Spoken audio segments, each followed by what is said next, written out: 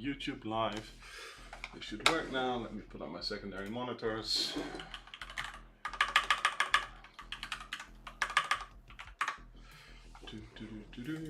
And then this one can be Twitch.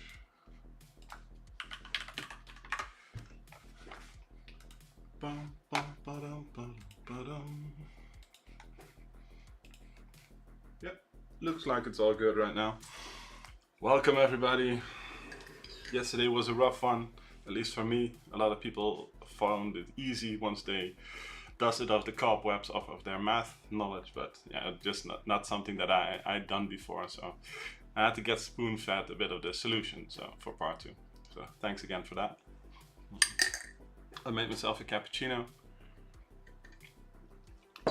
Yesterday my kids were sick at home, didn't go to school, and today me and my wife are not feeling great, so I figured let's stream earlier in the day, so hopefully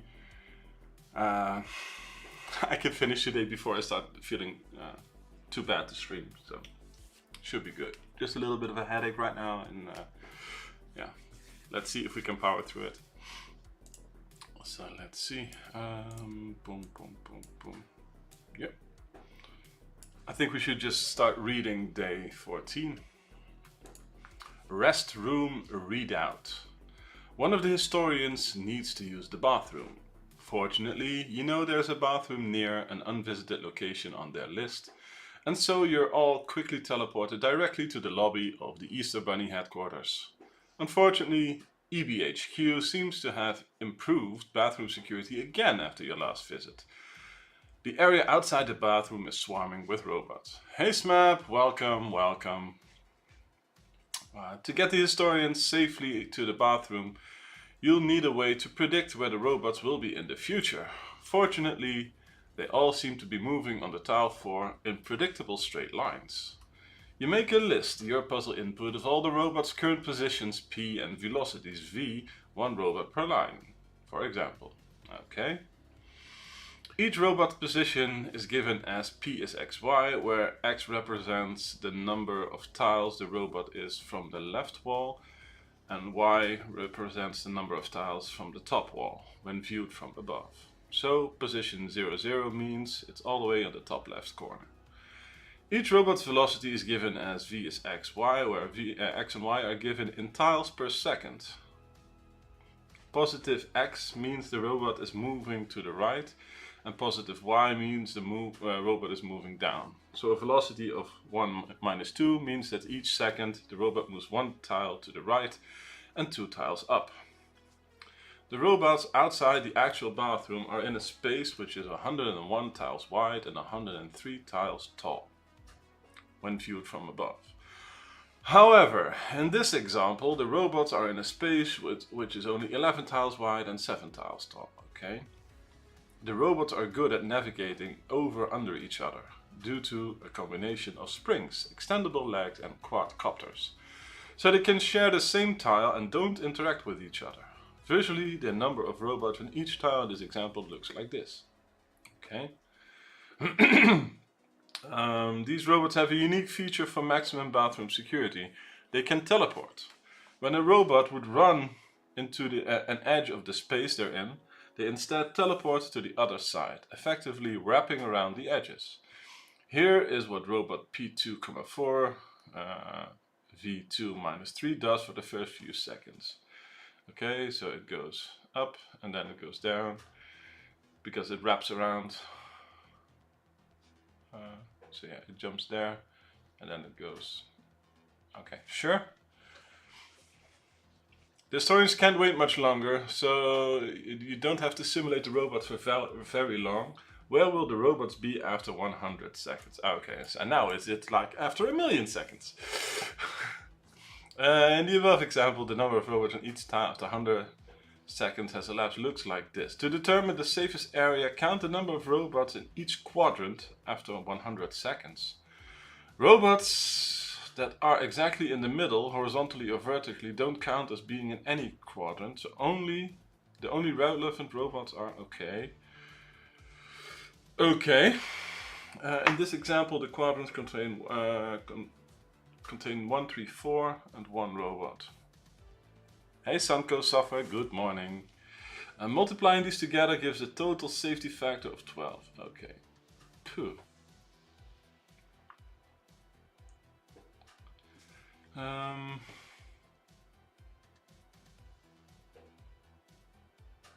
1 times 3 times 4. Okay, so you multiply 1 times... Wait, what?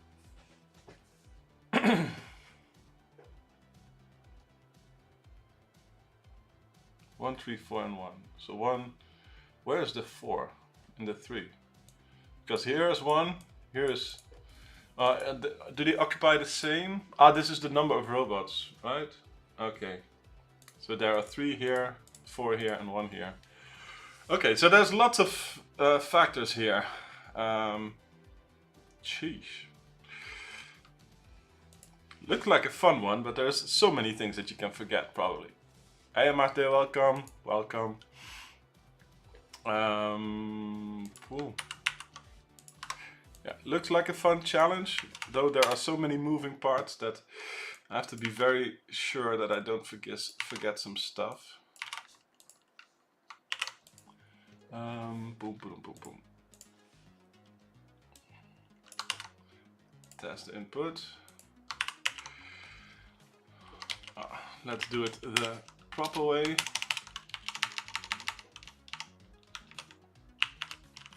Why is there a queue here?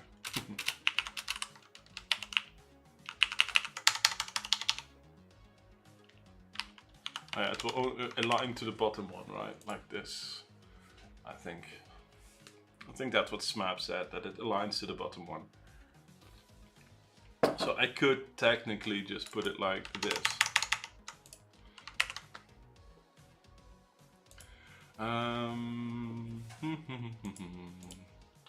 So we have a, it was like a 101. Okay, so we have const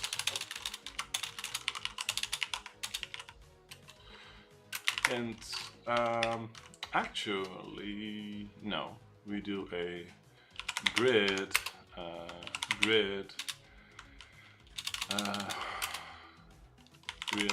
I could just do grid and test grid. Is this, and then I can do columns is 101, rows is 103, I think. Let me see. Wide, so columns is 1 and rows is 103. Yeah, okay, so that is correct. Test grid is new grid. And it's 7 by 11, I think. Columns is 7, rows is 11, something like that.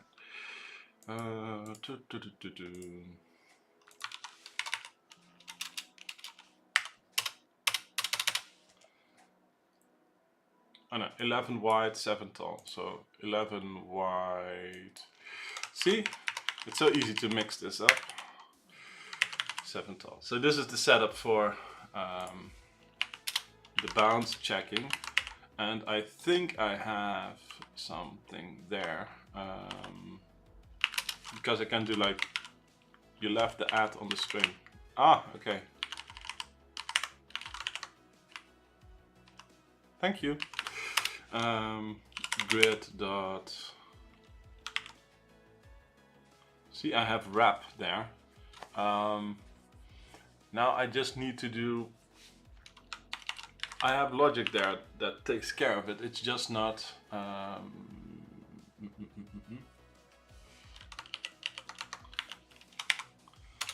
let's go here.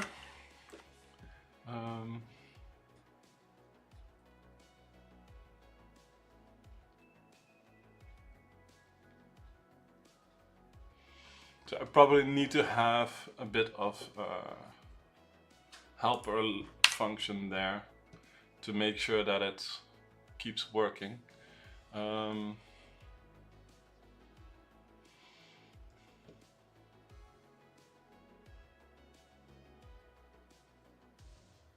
I'll have to think about that because the wrapping does not work currently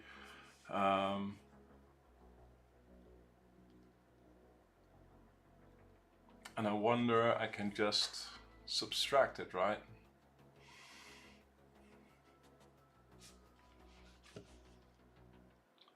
I think what I can do is, if I just do this, let's do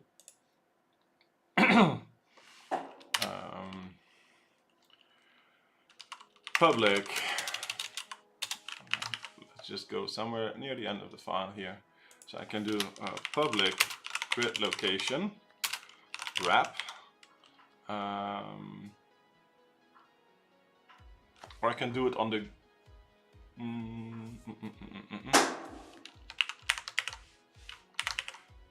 should probably just put it on here. So I can have a function called wrap. So public grid location wrap, and then I do grid bounds. So I can do if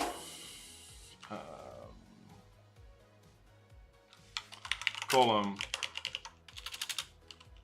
if column larger than 0, column plus equals bounds dot columns.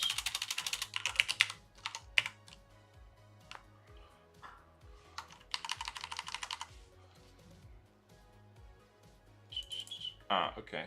So I need to return a new one. So I can do int col is column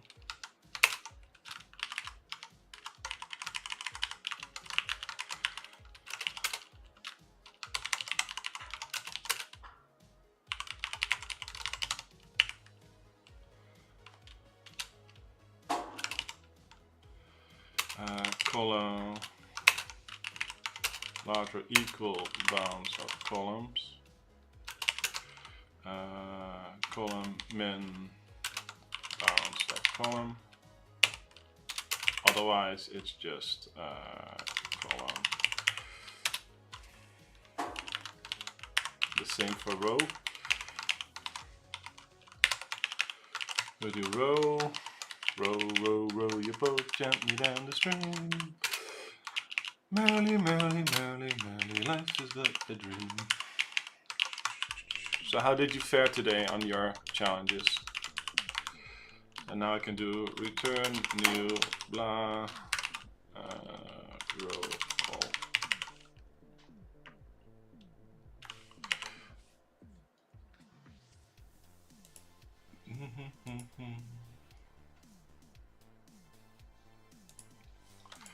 So that is one thing that I took care of now.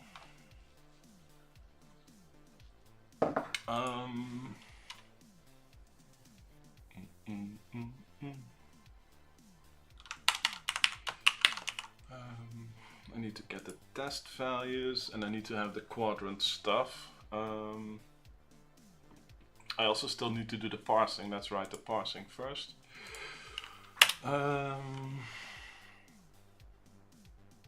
Yeah, for me this is probably just another regex. It's easy. So let's do static, no, const string input pattern. So we have p equals x like this.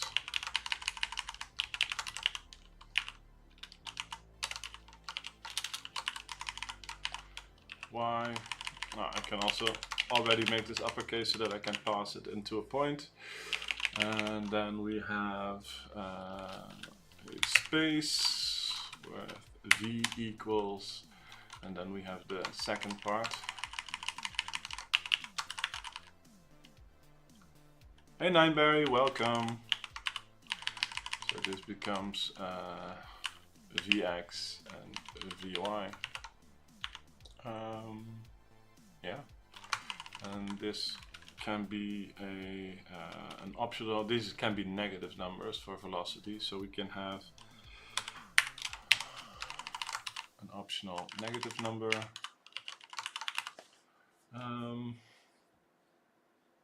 Sure.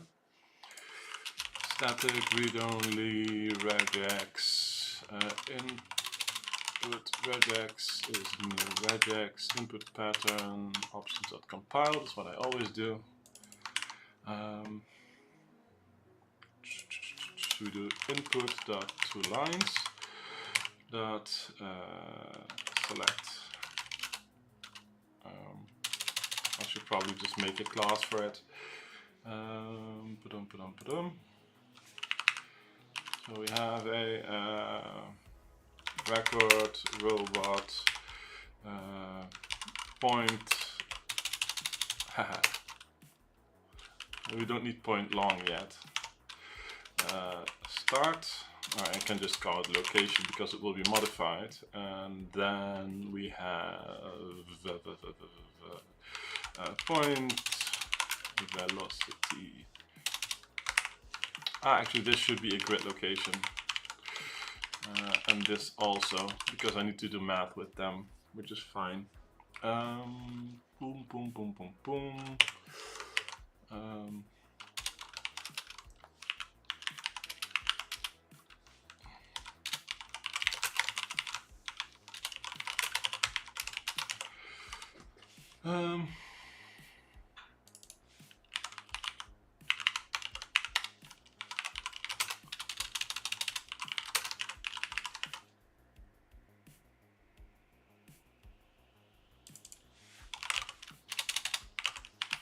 Is it the mode? What did it say?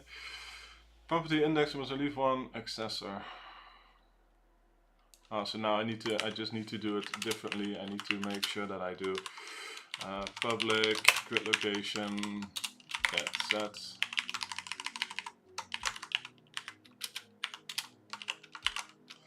Like this.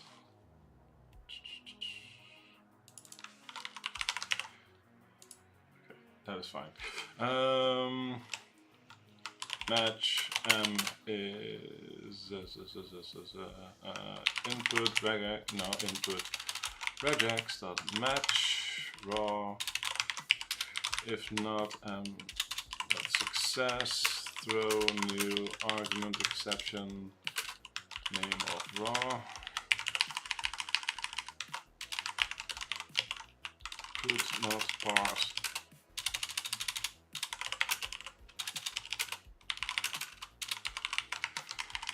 Boom.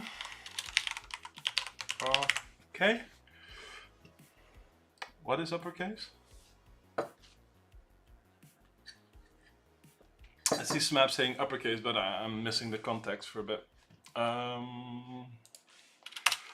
So let's do. These are all ints for now. Yeah, I assume the input is also just ints.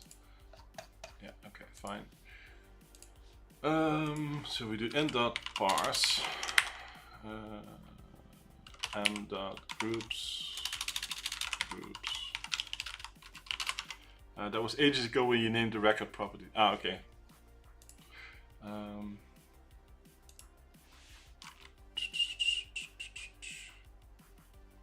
Let me think.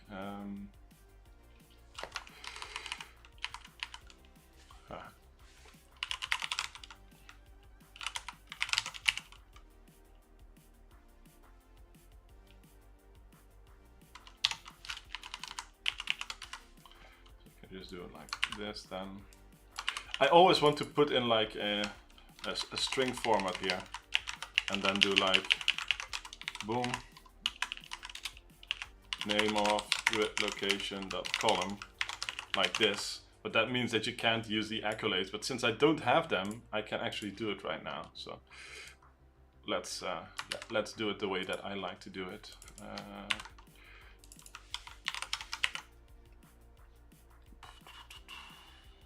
But I can't do it for this one, so let's see. G says good morning. Hey, good morning, G. I'll be off for Christmas shopping soon, so have a nice day farting. Yeah, no worries, and thanks for dropping by and leaving a comment. It's always appreciated, and it's always nice to see people in chat. So enjoy the Christmas shopping. Do you know already what you're going to get? Do you have like a shopping list, or is it just for significant others and you'll see whatever the mood strikes. So let's see, int lock call is this, and then we have lock row is this.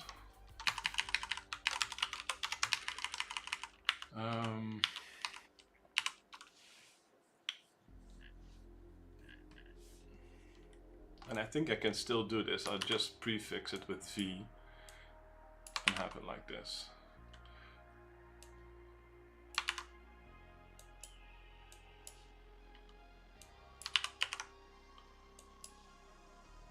So that works. And this one will be V call and V row, and then I'll just turn this into a string format.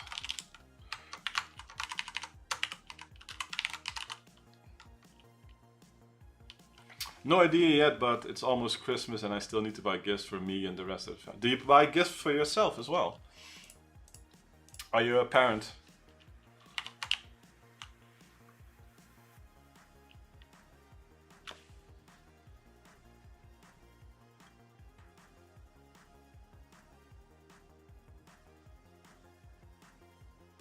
Why is it complaining here?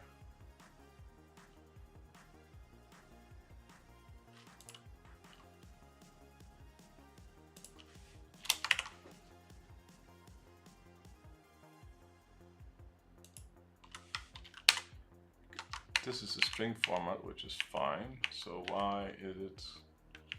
Oh, wait, why? This needs to be in here. Never mind. Okay.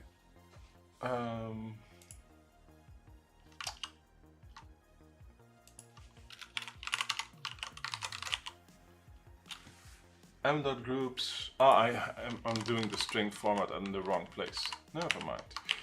It's like this. Never mind. Fine. Smab says the normal record way of doing the parse is with a static method that returns a robot rather than a constructor. Okay. I can do that. I can do that. I'll change it.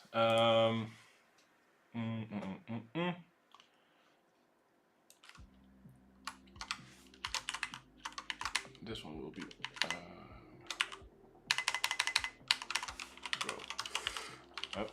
boom.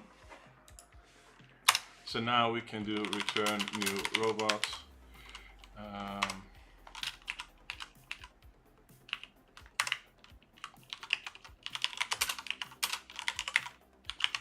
Like this.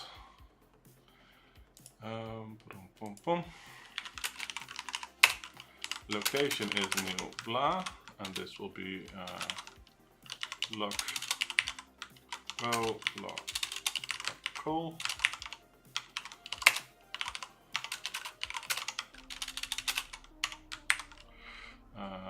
V row V call.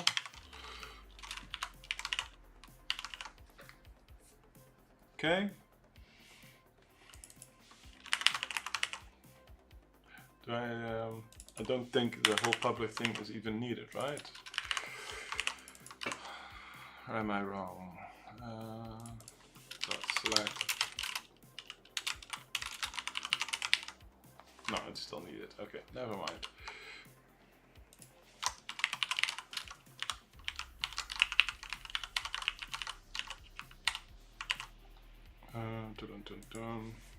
Parse X.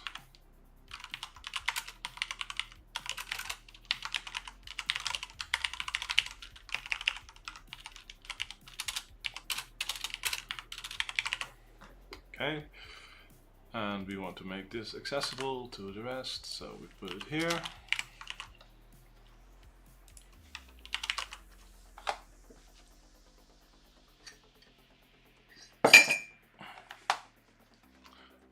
Yeah.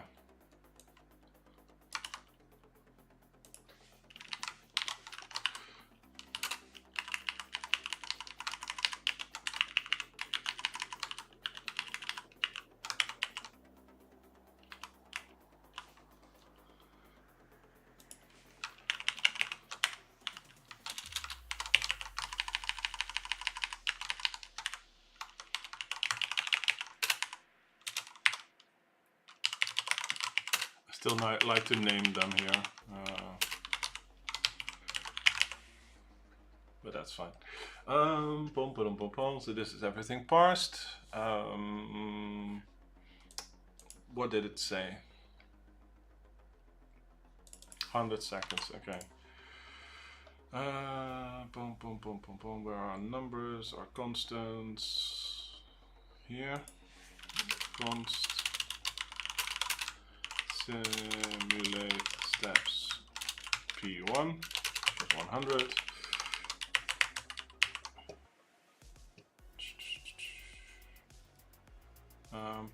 So probably you need to find out like the pattern that it takes after X steps, or maybe even when it wraps around back to its original, so that you can do a lot of big simulations later. But let's cross that bridge when we get there. So we do for each robot and robots.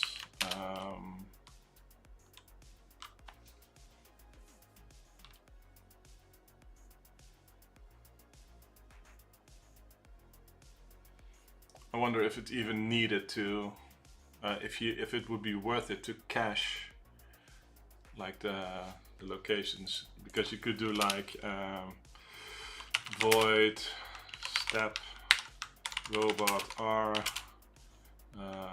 grid location V, so you could have like a dictionary of robot R grid location V, comma grid location step cache. Do var key is R, V. If step cache, try get value out of our new location, return new location.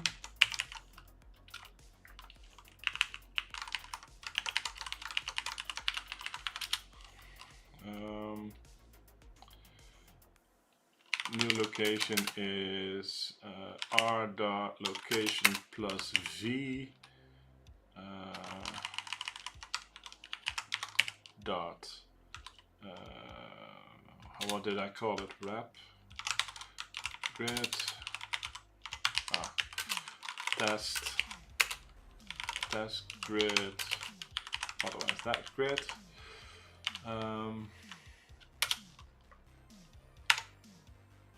Sure. Wow, I don't even have to type anymore. So this would also probably at a certain point become stable, that you don't even have any locations anymore, but then you can take like how many steps that you have to do before it wraps around. Yeah, that's interesting. But let's see. Oh, step. So I can do robot.location is step. Oh no, this is it's not writable, right? And that's why I probably need to make it into a class, so that I can just easily, or I have to keep them separate, but I don't like that. So I can just make this class robot. Does it allow this for the same reason? Probably.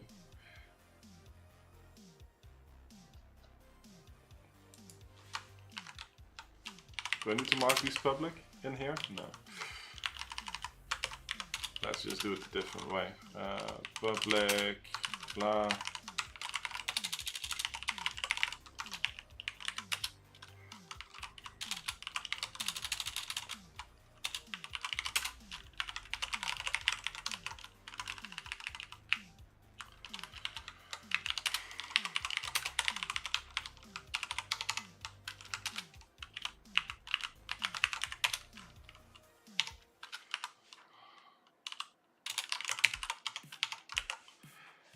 Hey Luke, welcome. So I can do step, and this one becomes a robot, comma. actually it just needs this. This is r.location. Now I'm thinking that I need to, never mind, I need to do this differently.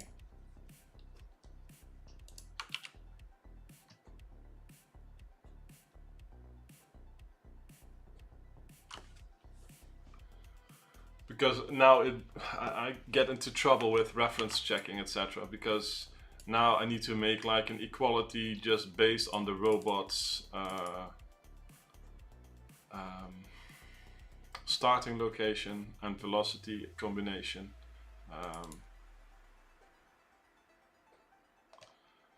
So no, wait, I'll go back. Just a second. I'll go back to having the record, and I'll just keep like the current thing separate. Like this, yes. So we'll do, we call this start location, and we'll just keep a separate grid location for the current location. No, I know, but it's for different reasons. I'll explain in a bit. Hash set robot grid location, robot locations.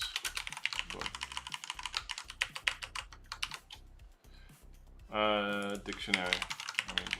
Boom. Robot locations, and then x.location.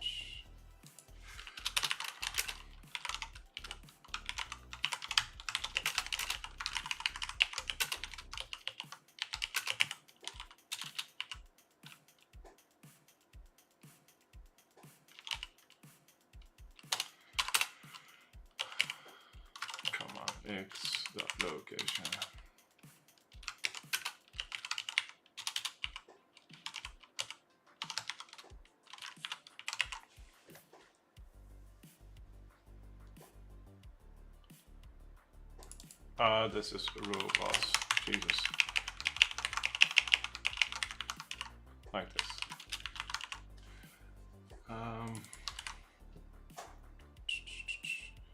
So then I can do robot, grid location, RL, robot locations,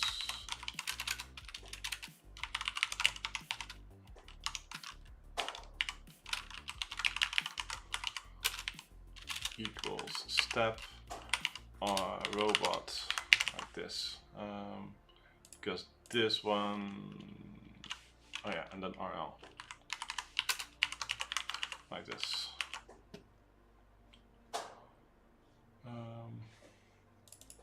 So this one becomes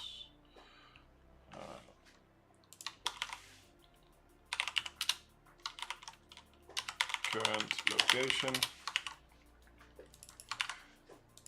and then it becomes current location plus r dot velocity is the thing that I needed to do. Yes.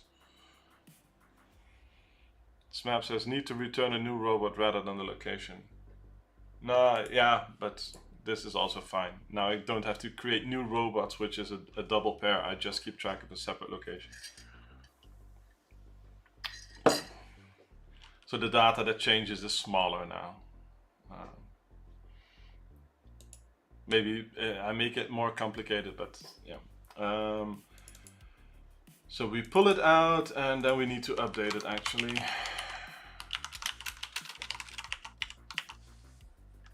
Like this. And then we need to do the quadrant stuff.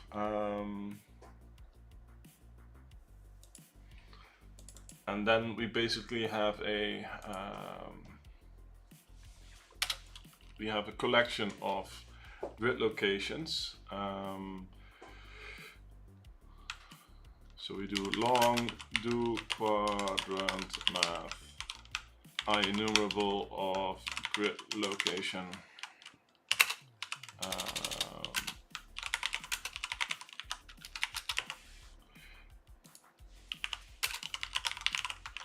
let's do it the other way around. Like this.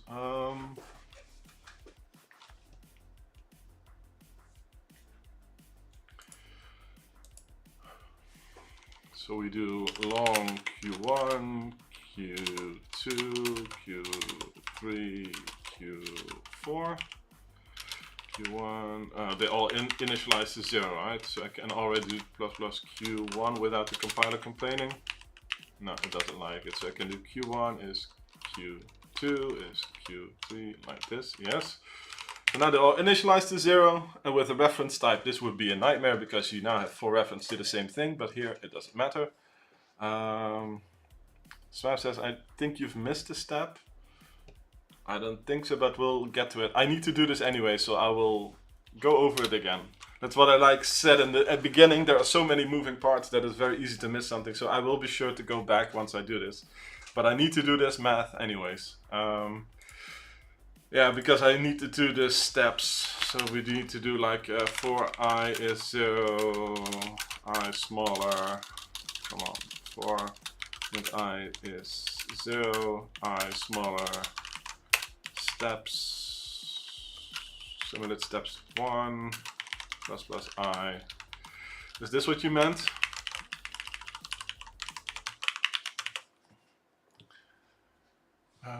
Let's see.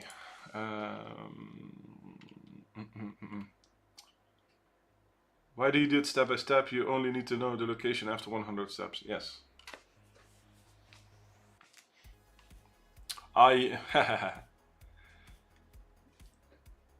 Yeah, that's like the shortcut. You do the multiplication times the amount of steps. But yeah, let me just be naive and do it the first time like this.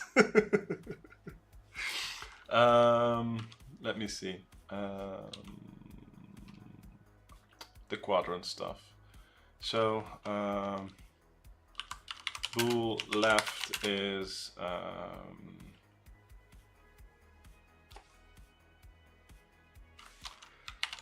let's do int half.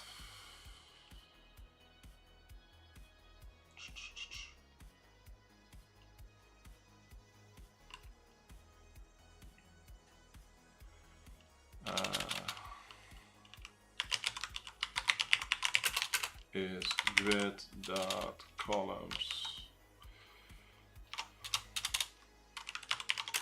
divided by 2.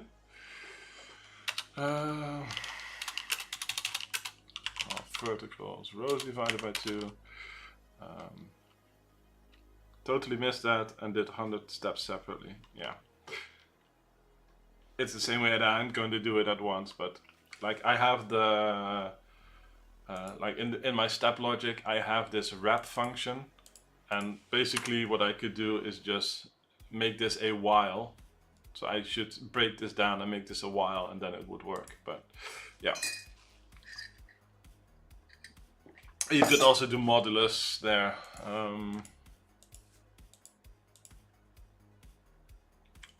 Yeah, but we're not all as smart as you, Luke. Let's see. Then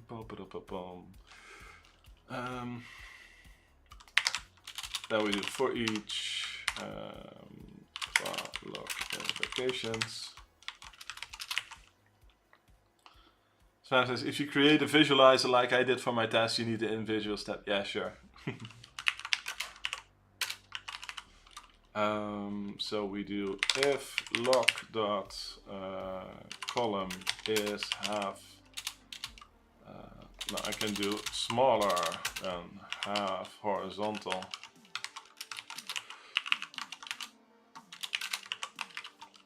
If log dot row smaller than half vertical. Else. Should I just do the exit clauses first? That's probably better. If log column equals half horizontal, continue.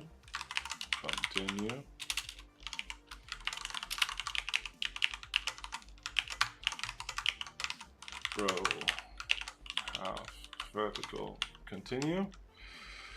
So now we can do this, and we can just have the else clauses.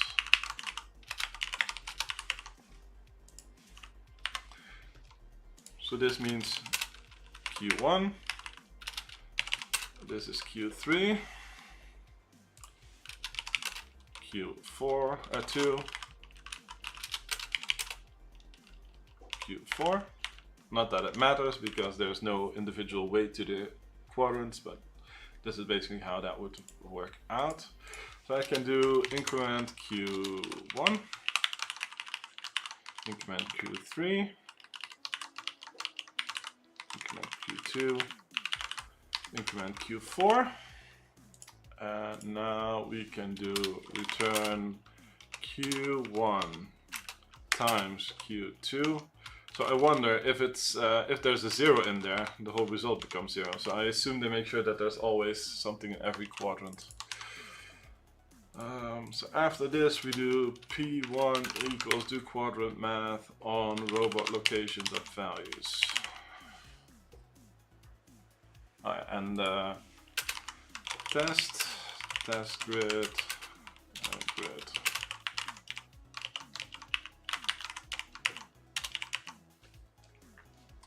Let's make sure that we run day 14 and let's see what happens.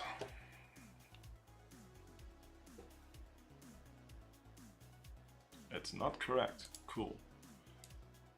12, but that is the answer. I just not put in the test inputs yet. Nice. Okay.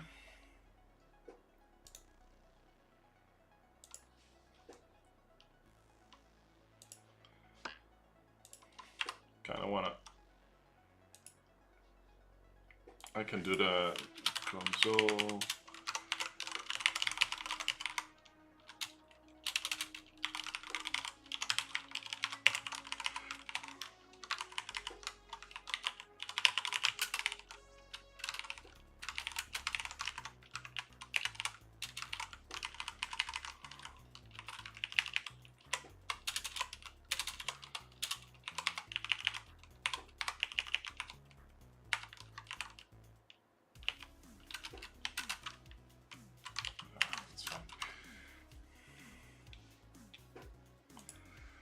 One, 3, 4, 1, right? That was the same way they had it. 1, 3, 4, 1. Okay, so let's do the real input and see what happens. Test becomes false.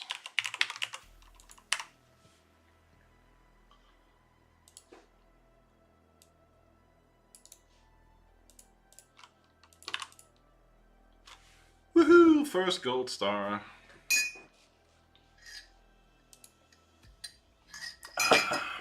During the bathroom break, somebody notices that these robots seem awfully similar to the ones built and used at the North Pole.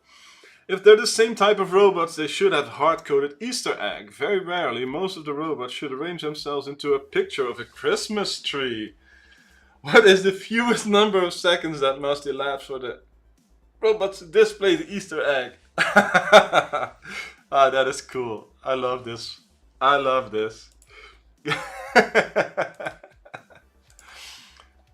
Ah, cool.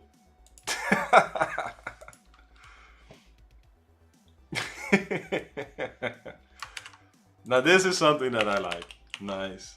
No headaches, just pure fun. In .max value.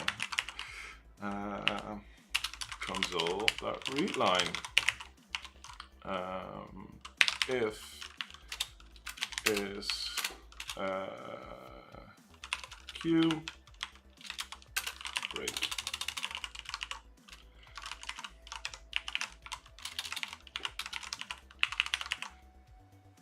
This is what I pointed to this morning in WhatsApp. Yeah, this was a fun one. Yeah, it's a pleasant surprise.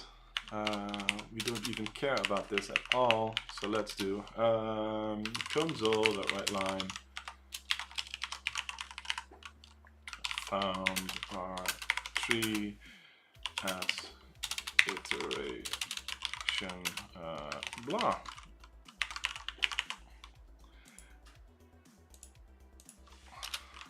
Good that.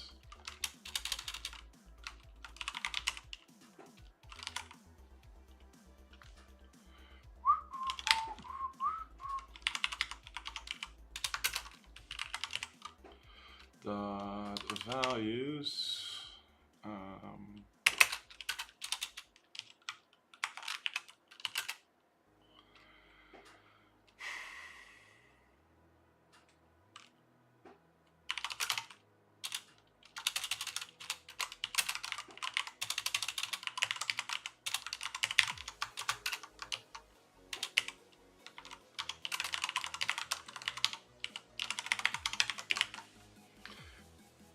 Oh no, wait. Char marker. Oh yeah, okay. This is sure. This supports multiple. I'll just use green because it's a tree. Like this, right? Print path. Ah, this is a hash set. Okay, we can just do boom. Just fine. Char marker. Visited. Let me see.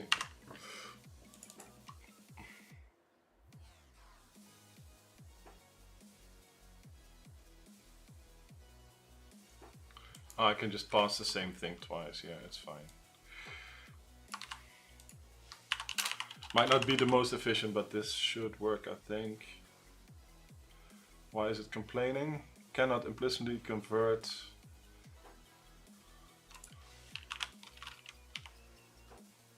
This is a grid location, right?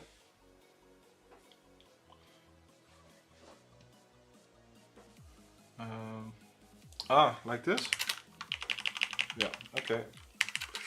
Yeah, thanks.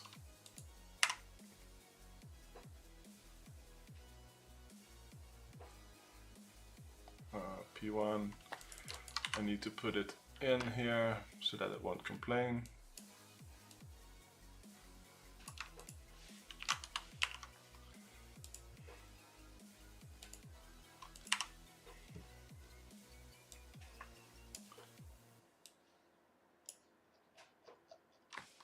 Okay, let's make this smaller.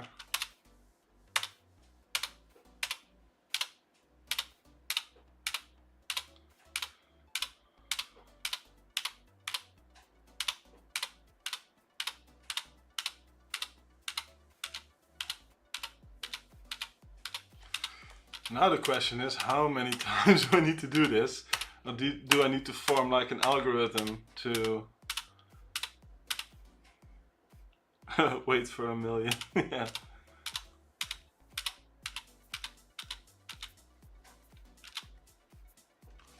This was significantly different than all the others.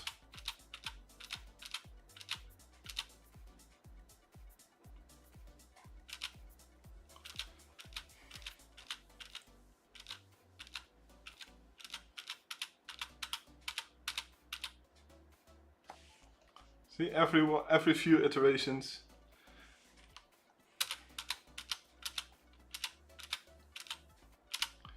So you think that I should write some algorithm to detect when there's not a lot of sporadic scatteredness, but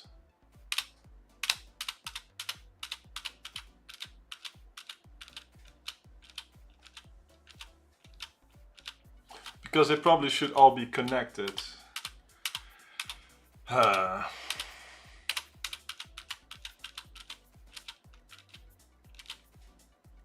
We're just waiting for you to get bored.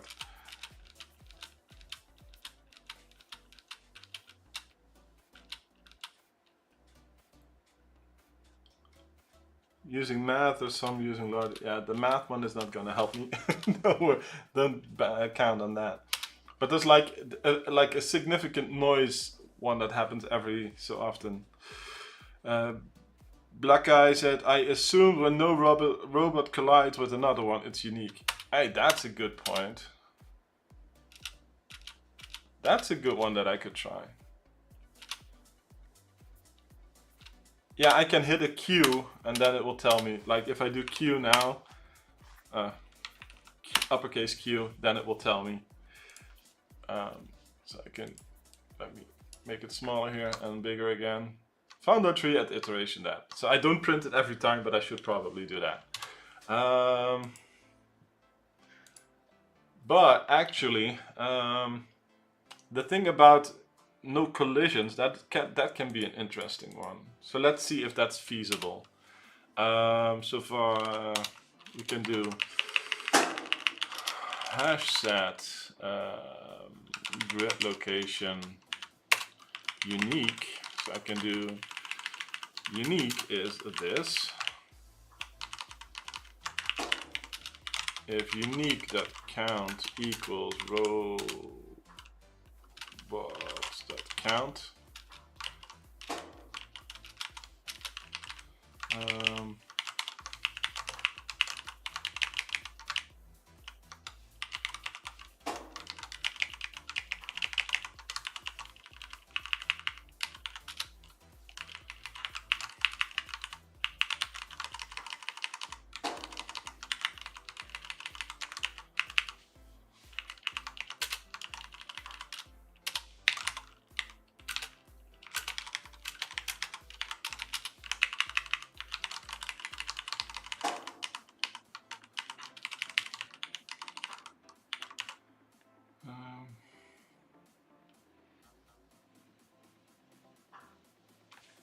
Well, this is worth a shot, so let's see. Oh, wait.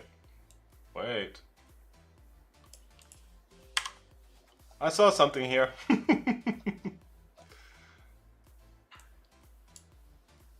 That is cool.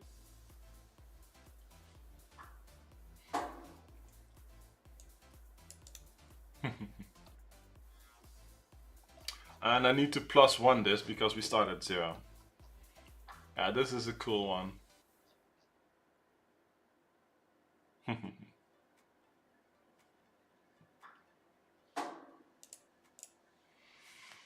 So this one becomes +1. Oh no, it's never mind. It's actually correct, not +1. Never mind. I just looked for 10 robots in a row. Okay. Black says, I don't know why, but somebody explained on Reddit about distribution to solve it directly. Oh, okay.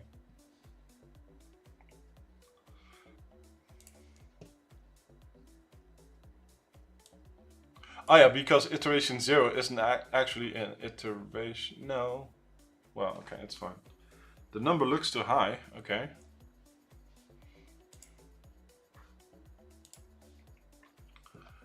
Well, now I can... Now that I know what to look for, I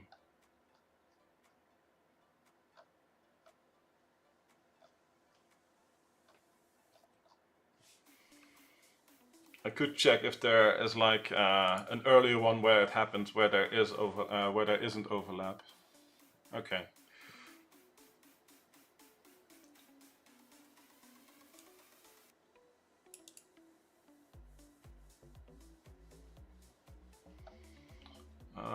I assume this is dead center, right? So let's see if there's like a cluster of 9 dead center. It may not be the first 3 in the sequence, we'll see. Okay. But now that we know what to look for, it's easier, right? Bool has center cluster.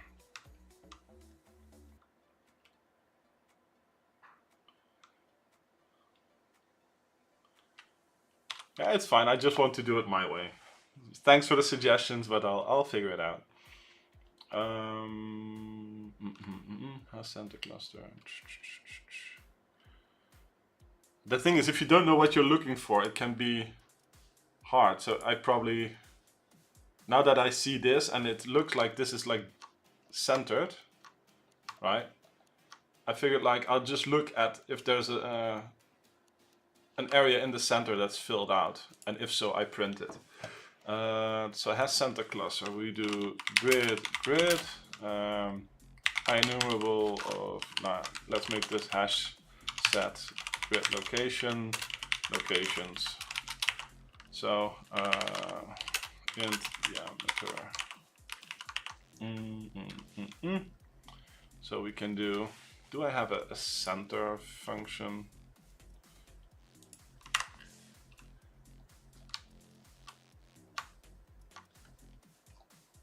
probably don't, but I can add one. Public with location center.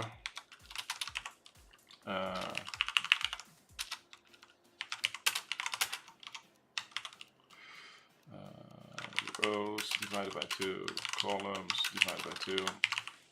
I mean, I know, and if these are odd, it doesn't matter, but it's fine for what I want to do. So we do var center is grid.center.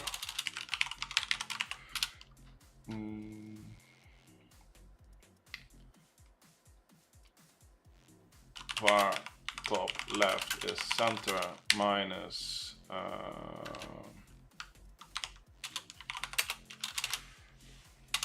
think I can do diameter divided by 2 because if I have a minus based on numbers, which will do them both, right?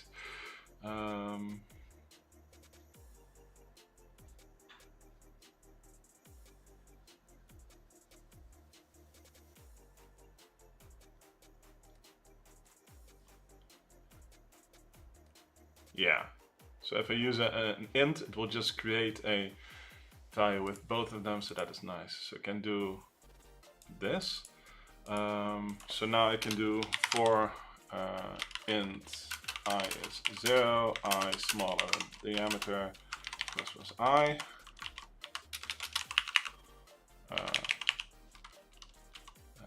Top left.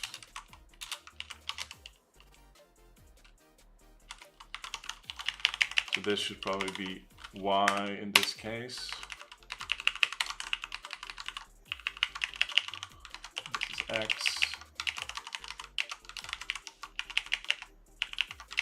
X.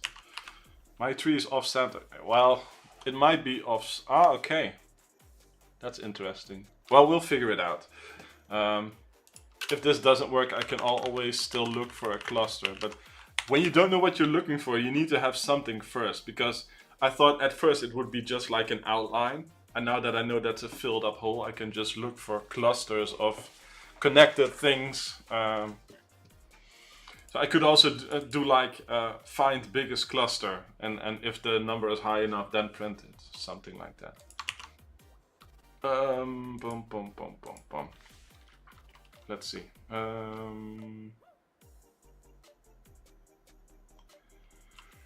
Yes, if locations that contains top left plus new blah.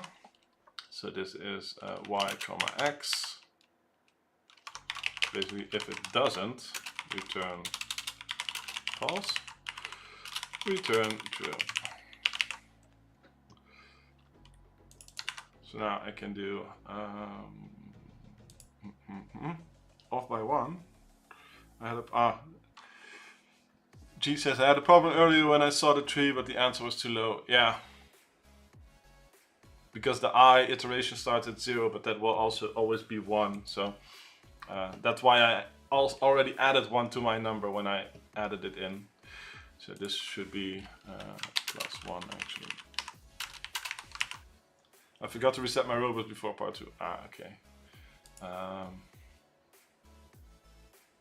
Oh, that's also a good point, because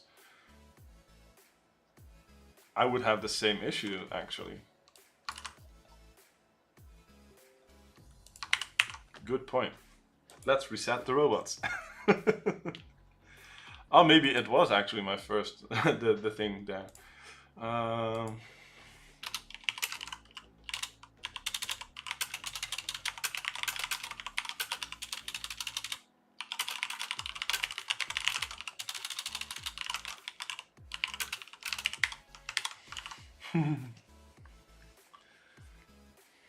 But the same here, I still have the start locations. Black Eye says I don't have this problem with F#. Yeah.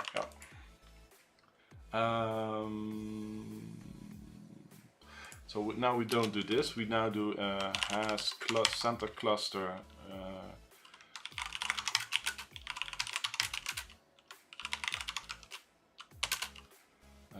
This one will be unique, and this one is let's make one of, let's just make it not too big. So now our check will be like this.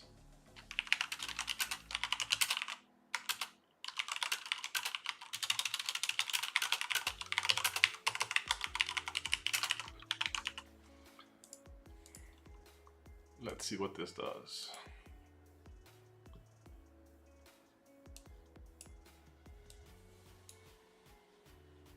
And I'm forgetting something because I have an infinite loop from the look of it.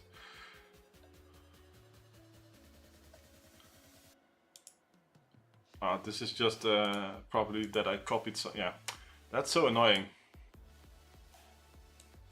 Wait, what?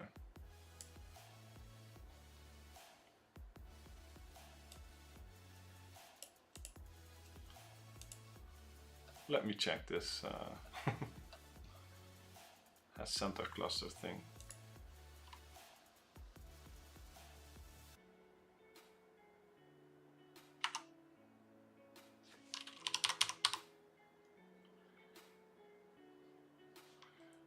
Why did it step over there? Let me see.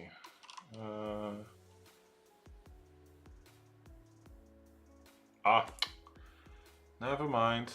X. I just need to make this 0. No.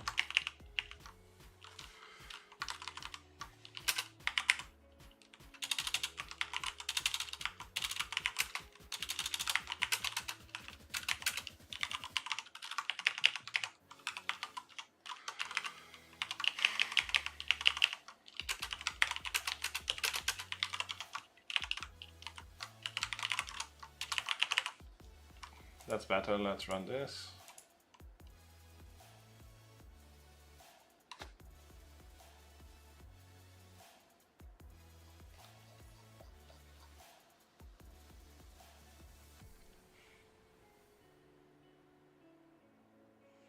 Why does this feel slower than before?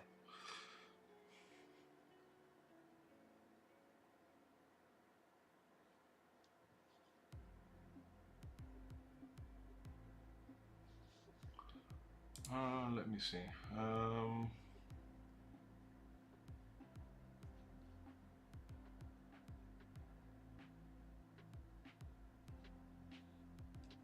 Test is false right now, right? Test is false.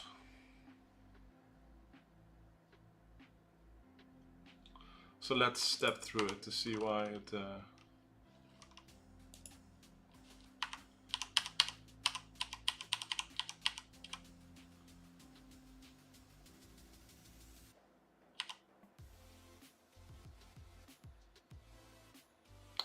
no. Yeah.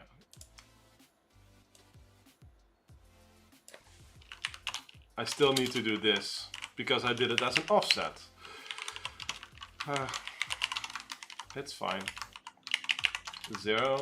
I don't need this. Don't need this. Because it's like this. Okay. Let's try again.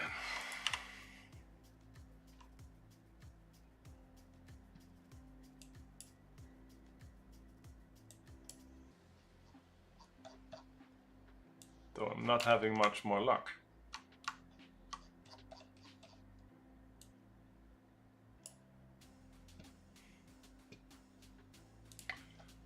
So is my assumption here that this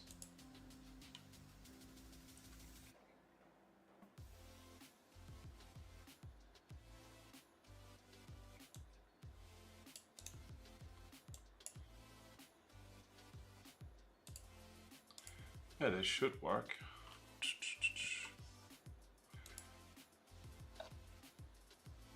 So okay, let's go back to this and make sure that my other check works. Let's see.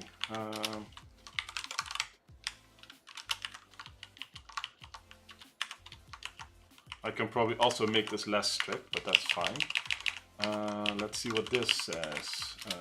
Bool center is this.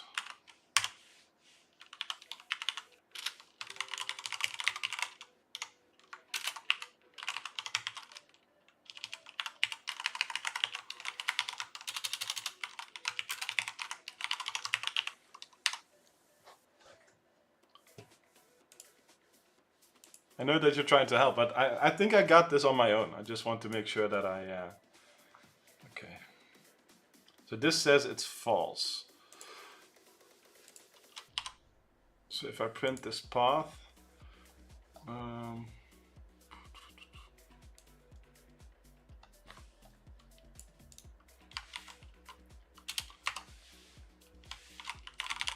I think that's the issue. So I probably need to find a cluster of connected things.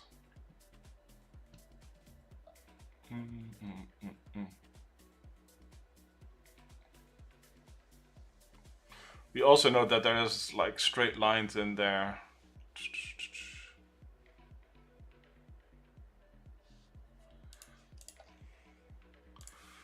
I'm just gonna do it differently. Int biggest cluster count hash set with locations.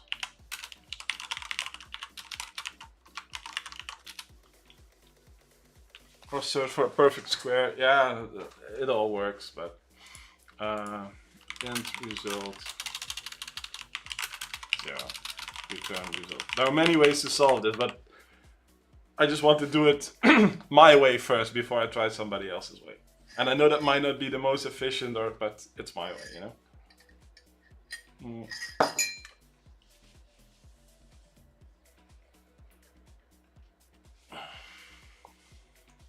Yeah, but it said it's too high, but there might be an earlier one, so I think that might be the issue, that I just arrive at it again, because what I could do, like what I could do is, like, if unique.count is larger than robots.count minus 10, right? If I do it like this, I'll probably find an earlier one. Oh, wow. I severely underestimated that. This is...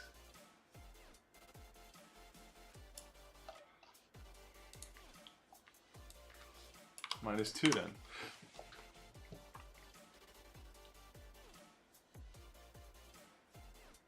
See, there was one here.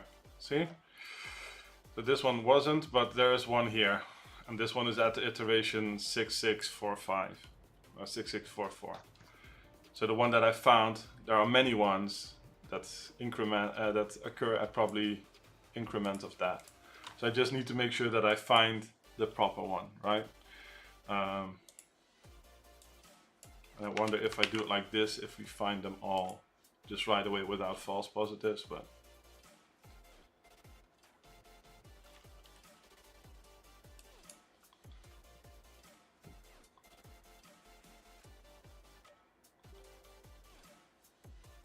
yeah, it's earlier than before because I have a bigger tolerance now.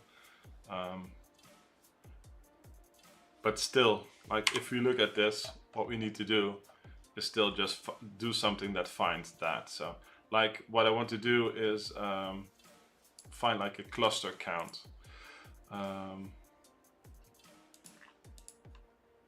So what I could do is, I think I could grid.flood fill.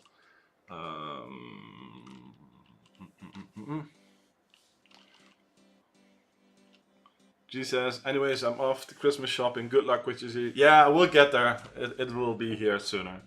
And thanks for sticking around. I could feed it the raw thing, but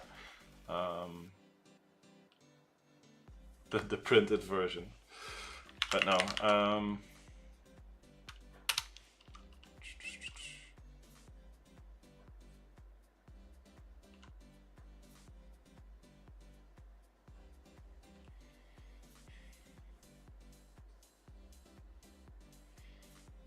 Because you want to like a flood fill based on the...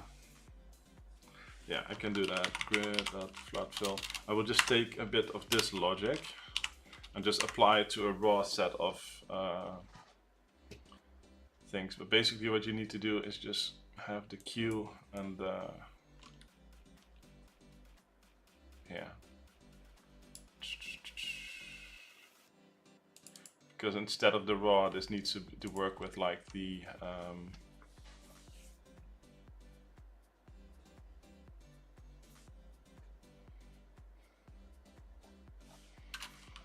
this one needs to work with the raw coordinates instead of everything.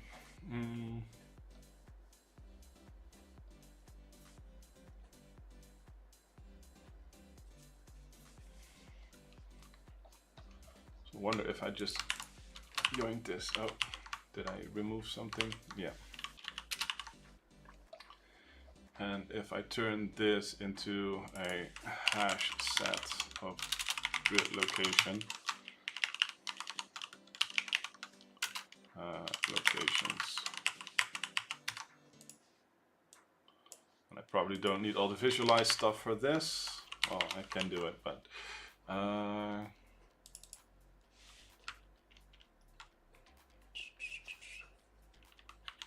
the marker doesn't matter here.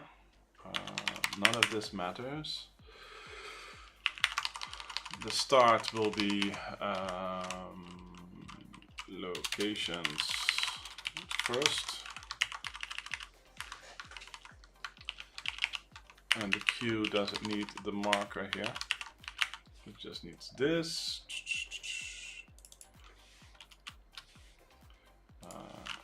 Char marker. You can just call it this and do marker.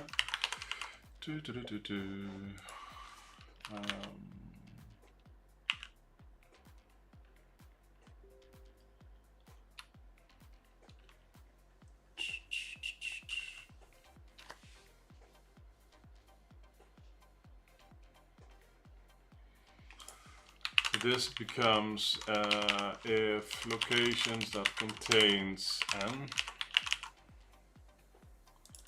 We don't need this.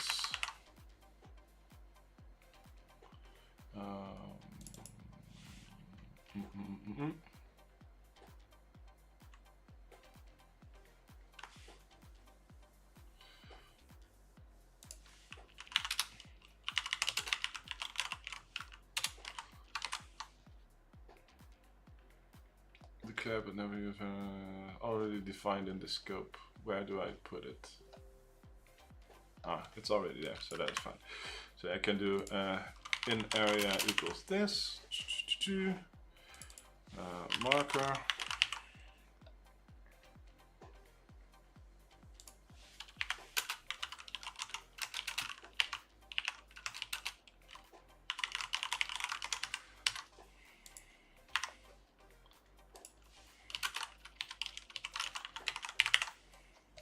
So now we can visualize it as well if you wanted to, but I'm not gonna do that right now.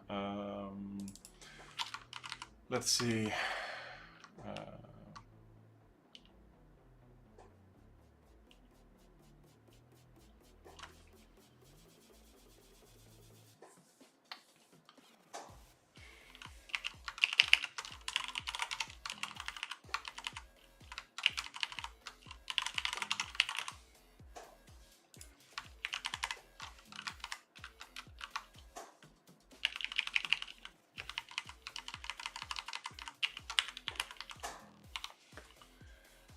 Boom, boom, boom, boom. And the whole non-area locations, I don't need to do that.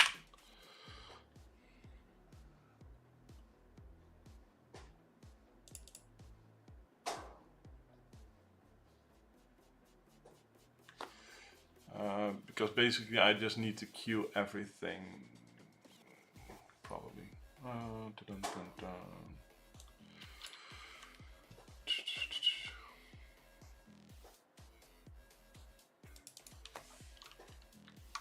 Yeah, I probably need to queue.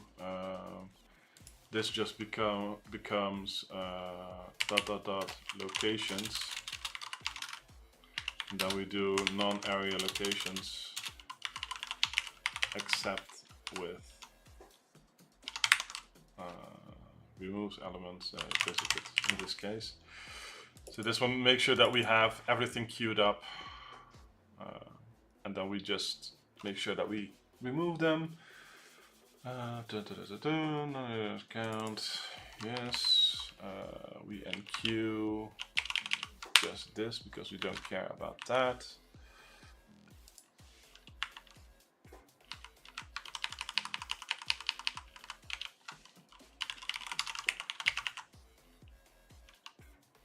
Sure.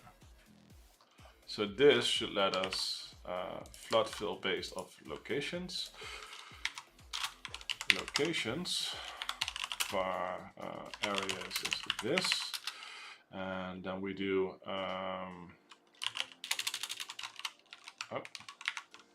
int max area equals areas dot max. Is this value? I think, right? Because areas is a dictionary of a list of hash chat.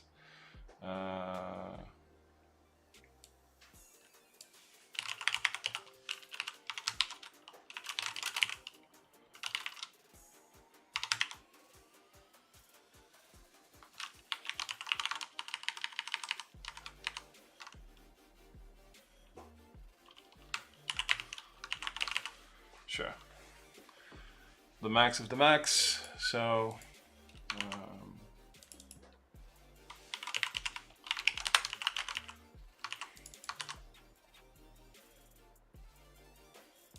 we can do int cluster count is unique.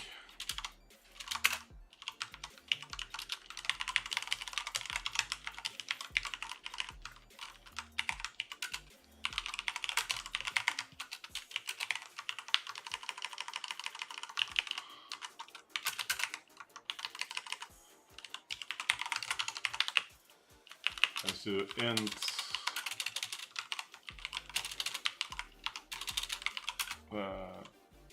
biggest cluster seen is 0. If cluster count larger than biggest seen, then here we expect to do some of this. So we can do boom. And we can also just ignore the center stuff because we don't care.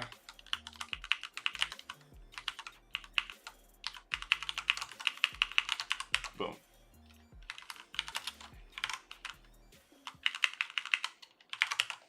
So let's see what this does. This might be slow, but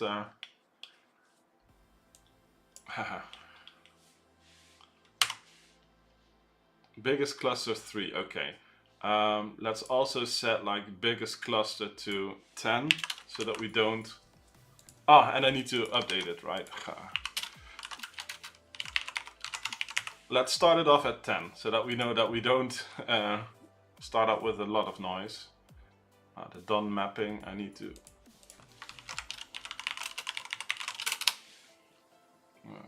that's here, right? Done mapping.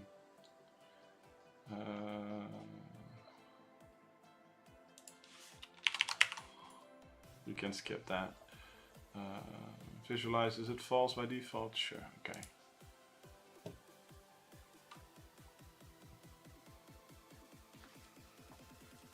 So yeah, this is not very fast because it does a lot of work for nothing probably, but okay, let's see, what did it have here? Okay, it had a cluster longer than 10. But we should be able to get a way bigger cluster. And there's our tree. Woohoo! So the cluster is like 229 and it's 6644. So yeah, let's submit that one. Woohoo! Okay. So if we set like the biggest cluster expectation thing to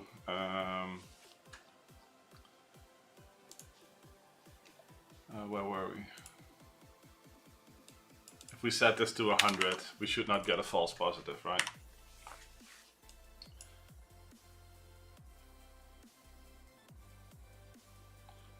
And like, I'm doing way too much work because once you know the shape of the form, you can do a way more efficient scanning, right? You can just go to the middle and then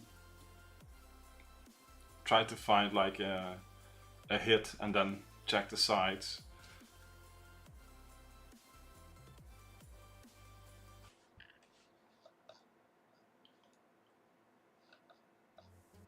So yes, it works. So I think probably if you go down from the middle until you hit something and you check the sides, it will be faster. Too many assumptions for today. What do you mean by that? So I could like bool has line of, so we can do this. Boom, boom, boom, boom. Int length. So you can do two.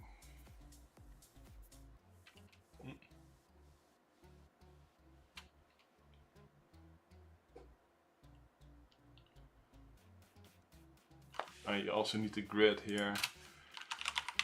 Grid. Boom, boom, boom, boom, boom.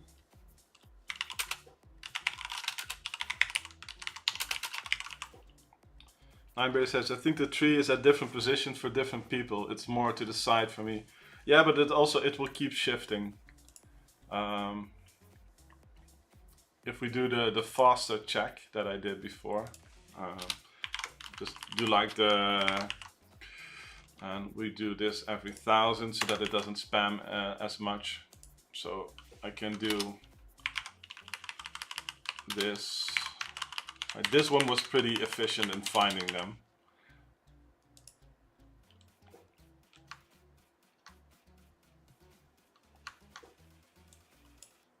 So you can see this one is fairly centered, and then there's one that's more off center.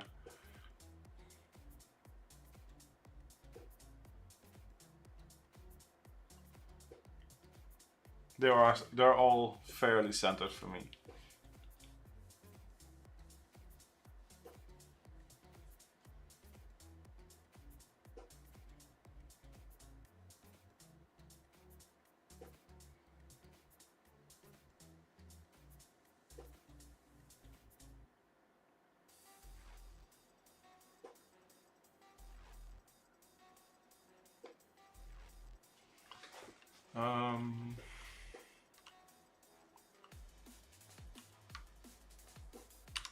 So like my idea was if you shoot like a ray down and you try to find something like this, like the box. But like all this stuff you can only do once you know what you're looking for. Like you're looking for a tree, but a tree can... Navi says the pictures are all the same, they repeat after 100 times. Okay. What was I going to say? Like I think the most efficient way to find it is probably now that you know it, once you know the shape, it's like doing sort of a ray cast going down. You can use P1 for this. Not sure what you mean by that. You can also use P1 for this. Because P1 is a very big number for me.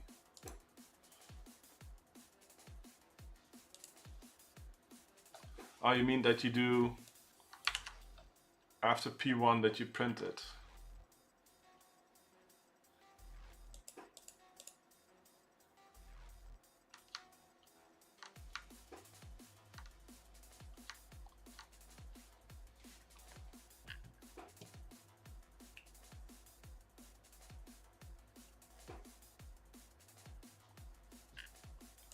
Yeah, that's what I meant. Like once you know the Nineberry says, for me the tree box is left of the central vertical line. What I meant was what you can do is shoot lines down. So if you know the width of this, you can just take like the width -1 and go here, here, and here.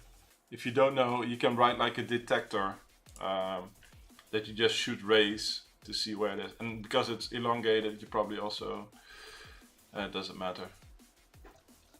But like instead of trying to find those clusters, which takes way more checking, you can just like try to find it by just shooting a ray and then trying to find a line. And you can do that at intervals, offsets, and it'd still be a lot faster than what I'm doing right now. So I'm kind of tempted to do that, but yeah, we can look at other people's code first. So let's see. For those that are not familiar, I'm not sure how many new viewers we have, but if you want to share your code, you can do it on the Discord. Let's see. Day 14, Python. Day 12, day 14, SMAP. Let's see. Load robots. Input as robot.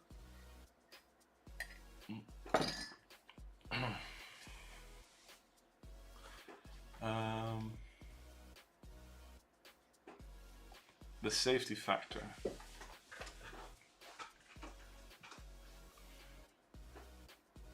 Let's just see. Let's see. Number of seconds is 100. Visualize map. Initial state, sure.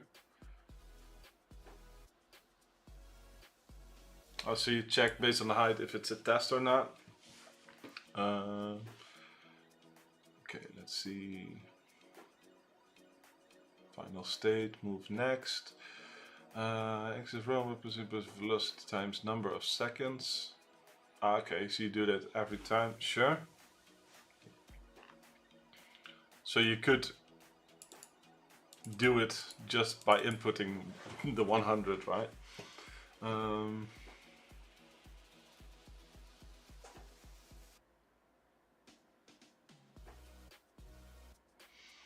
I wonder at what point, like if it's a single step, like checking the bounds and then minusing it is probably faster, but if it's like many times, the modulus is probably faster than a while loop checking, I assume, right? Boom, boom, boom, boom. Safety factor.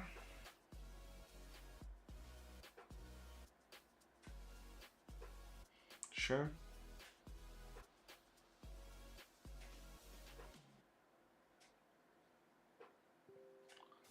Part 2. With tiles, number of seconds 5. I doubt any input data will coalesce into a Christmas tree in less than 5,000 iterations. Okay. So this is just a random number that you figured I'll try to see if it's it's after that. So did you put these in after the fact, or did you just figure, well, I think, because my reasoning would be that it would be a very large number. Smap says I didn't do that originally. Okay. It used to start at 1. Yeah, like me, just entering every single one. You could actually like have like a an object detection, like a computer vision algorithm, and just generate images for every step and then feed that into a computer vision to tell you when there's a tree showing. That would be fun. Probably still slower, but let's see. While number of seconds is Christmas tree. Okay, I want to see is Christmas tree. Black Guy says generate BMP and use ML to detect. Yeah, and yeah, machine learning is maybe like a heavy-handed tool. Like the OpenCV would probably be able to tell you what it is. You could hire one of the kids to press enter. Yeah, they'd be sore though. Let's see. In threshold is 10. Order by position, so you do a sort first. Why do you do a sort? Ah, okay, sure.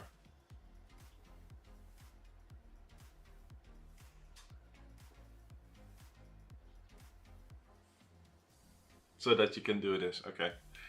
So I thought you... is the ordering once and then just looping it might be faster, yeah. Amarte says somebody suggested a PNG compression to find the smallest output, which would indicate big filled regions. Oh, that's cool. Yeah, I understand what you're doing. I was just thinking like, does ordering the whole set based on X and Y, and then trying to find like the ones, and then doing this, if this is faster than doing like a, taking one, then checking if there's one to the right, and then keep repeating that until there's false, like having all the lookups So this is probably faster because you don't have to constantly do lookups. Yeah, I understand what it's doing. I was just trying to reason if like the order and then just trying it, if that would be faster than taking one and then checking if the next door neighbor exists. Yeah, I think this is faster.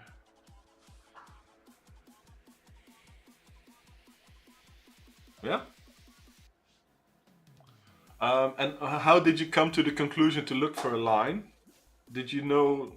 Because like my reasoning, I thought that my first thought of what it would be like a very big zigzag outline. Lineberry says, sorry, I have huge lag currently. Yeah, no worries, no worries. I know you're trying to help. So what did you make you come up with the 10 consecutive ones? I assume the tree would have a solid body. Yeah, but I don't know like what the shape would be. You don't know the size. So like 10 was for me a big. Well, you can always tweak it after if it doesn't turn up anything. I mean, you have to do something, which makes sense. Because like my first thought went back to like the flood fill, but then I was like, what if they're all diagonally and it won't pick it up? And yeah. Once you know the shape, it becomes a lot easier. Like I says, my first approach, we're looking for the typical hash, yeah. I imagine drawing a tree. Yeah, but like, MS Paint. Like if, let's take green. Like if there's a tree like this,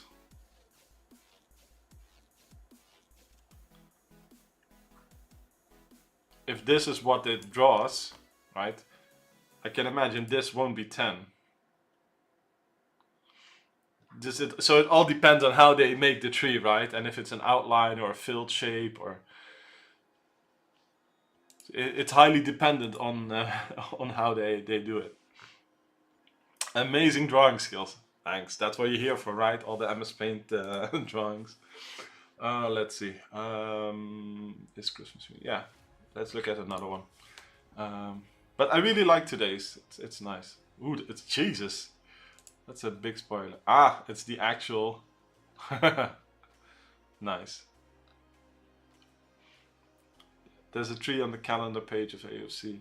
Oh, wait. Is there?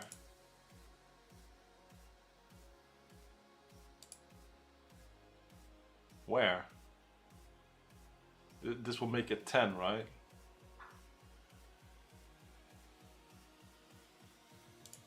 Ah, this one here. Yeah. Let's see. Martin says, mine part 2 was just a lucky strike. It was some code. It was to code some more to look for patterns. Turned out it was simpler. Okay. Smap says, you have to start somewhere. I started with what I thought would catch the most conditions. Yeah.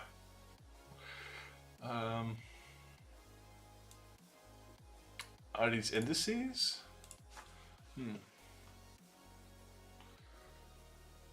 Start XY, current XY velocity, simulate in seconds, sure, then wrap. Yep. This reads very nice, by the way. Like up until here, if it wasn't for the defined, I wouldn't even know it's C#. Trinko says, ha, that was what I hoped for, a tree somewhere on the side for reference. In the end, I searched for a triangle shape as the tip and verified manually. Nice. This one. Yeah. Let's go back. The wrap, select quadrant. Same here. Yeah. So you chose to do like the else if. I figured I'd just have exit conditions early so that I can just do an else. But technically speaking, this will be probably faster, because in most cases you just do you do less conditions instead of having the both exit cases at the start. So yeah.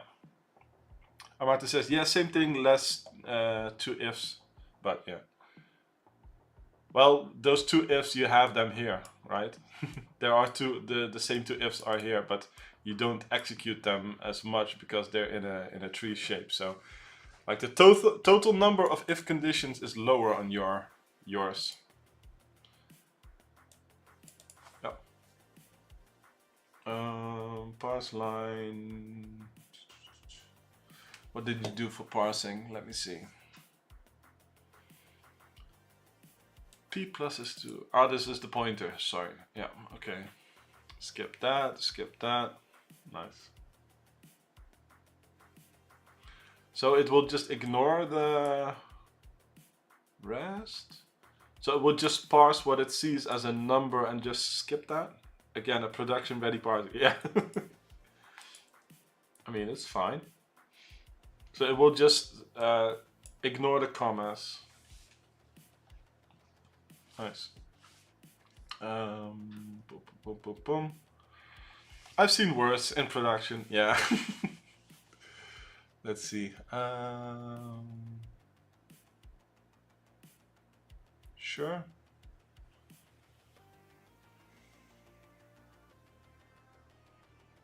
Now this is the sizing. I thought this was especially like nasty too. I've like the aspect ratio for the two test maps be different, because I almost made that mistake at the start. Pinko says, I did the quadrant with math after ruling out the center lines. Yeah, I did the same here. Index with just to keep the code shorter than all the nested ifs. Yeah, nice. Well, line parse, simulate, wrap, select quadrant. Sure. Step 2. If robots are to form an image, no two units can be at the same spot. Not exactly true, because in mine it was. Before I coded second part of this test, I submitted an answer that was the right one. This was just a guess. Then if we failed, we would just see what's going on in the map and check for continuous lines that are in the center, or maybe not the center. So maybe you got lucky here, but for me, as you can see, you saw it with me. Like the first one that had no overlap wasn't the first tree that occurred. So it's not really true. You just got lucky here, I think. But that's fine.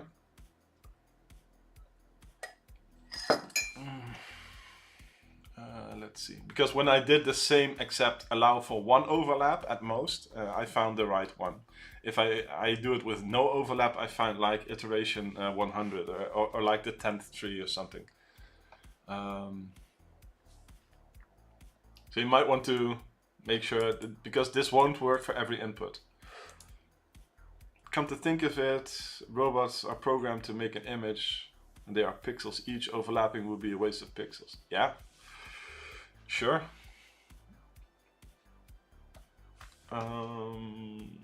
Let's see, what do you do? It's the same.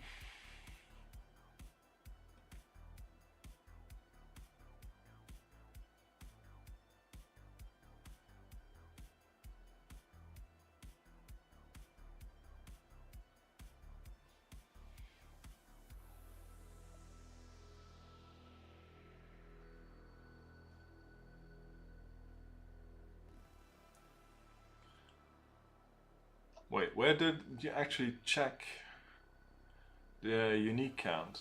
Did I miss that? Let's see. Step 2. This is all still just parsing it again, closing.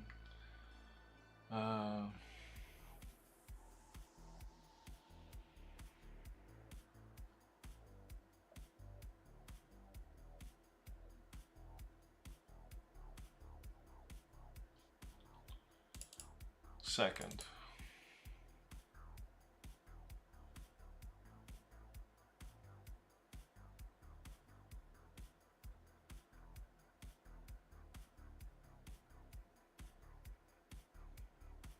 Ah, here, two robots overlap. Okay. Let's see. Smap says, I don't even know if all the trees are in the same orientation, but the 2 streams I've seen so far look like this. Yeah. Having like an upside pagan tree or something. Okay. Let's see. Nice picture you painted there. Yes. The full output file for Christmas tree. Ah, this is yours, so it's more off to the side. That's what you said. Turns out my idea for looking for patterns would fail because there is some noise. I guess visualization is the key this time. It looks like the last of your... looks like I used the last of your purpose alternative methods. Yes. Let's see what Nineberry says. There were some comments here. When I first read part 2, I imagined we would have to find all robots aligning in the middle or around the edge of the space. Then I would have to use my Python helper again. Part 2 was then a bit different. I first tried finding symmetric lines with some error tolerances, but after that didn't work. I checked for robots in diagonal lines and that worked. I lost a bit of time because the usual problem that my part 2 one implementation modified the input for part 2. Yeah. For part 2 I thought of... that's slick. Okay, let's check Nineberries. If sample blah blah blah grid width. Sure.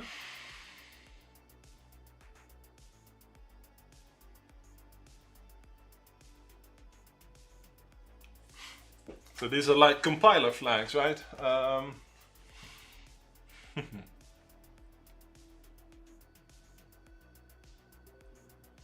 Read lines.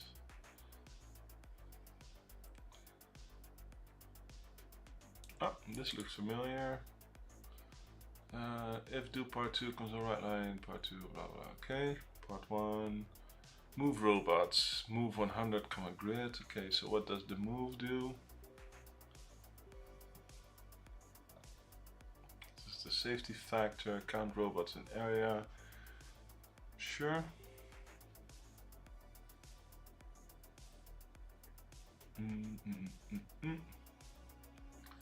Has tree. All points. Wait, what?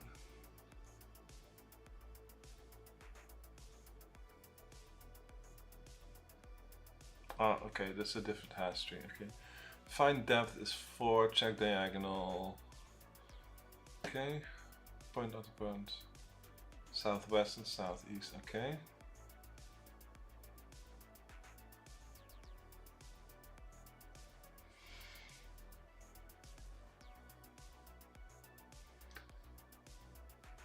Robot. Add vector, okay.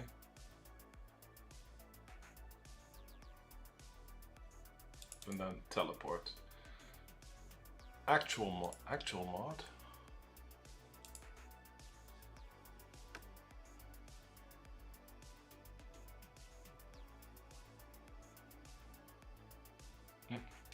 Okay.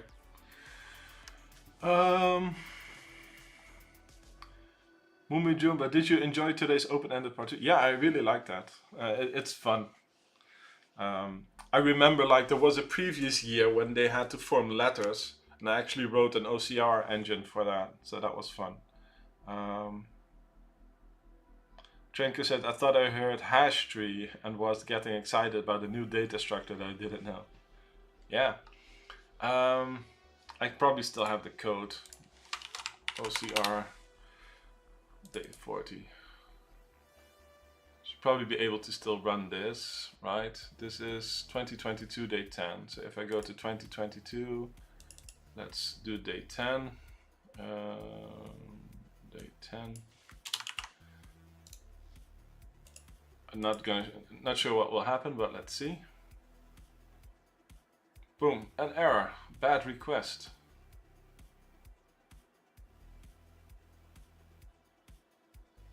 Wait, what? Why can't I do day 10?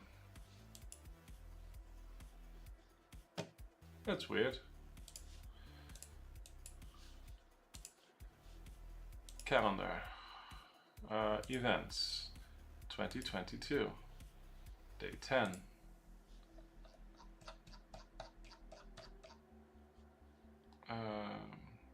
Get your puzzle input.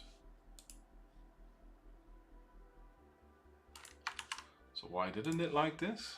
Ah, I need to change my session cookie. Let's do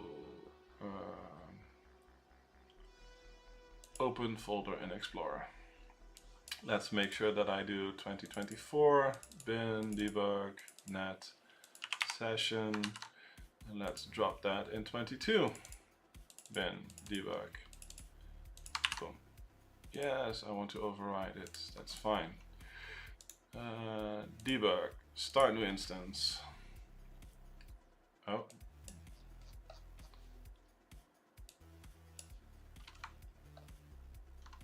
New character, please tell me which character this is. R, K, A, Z, J, B, boom.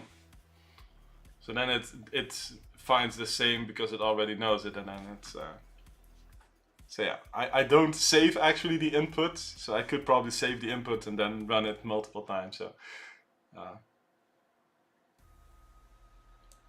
So this is fun, and I've written stuff like this in the past to defeat like captchas and do my own training there, and yeah, it's fun. So this stuff like this is fun for me to do, especially when the characters are mapped like that. But we were looking at somebody else's code. Let's see.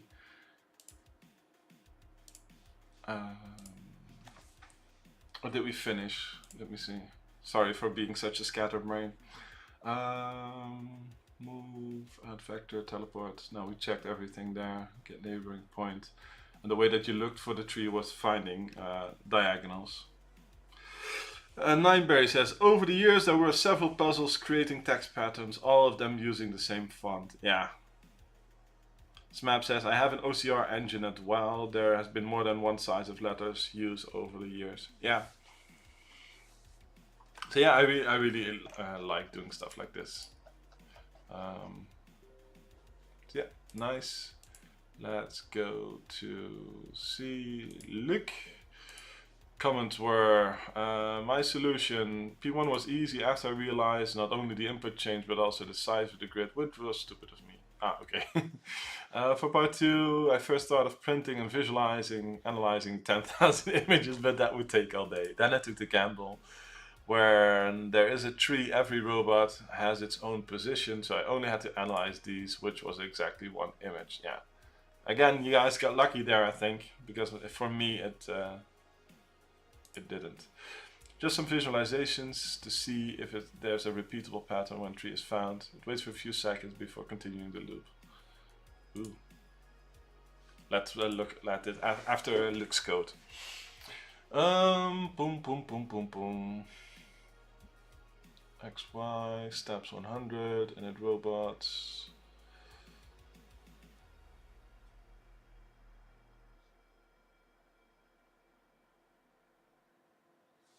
Wait, what? Oh, okay. So this builds basically a map with count 0, and then it will increment all of them. Okay. So why not a sparse map? Let's see. Q1 is robot, count where key, sure.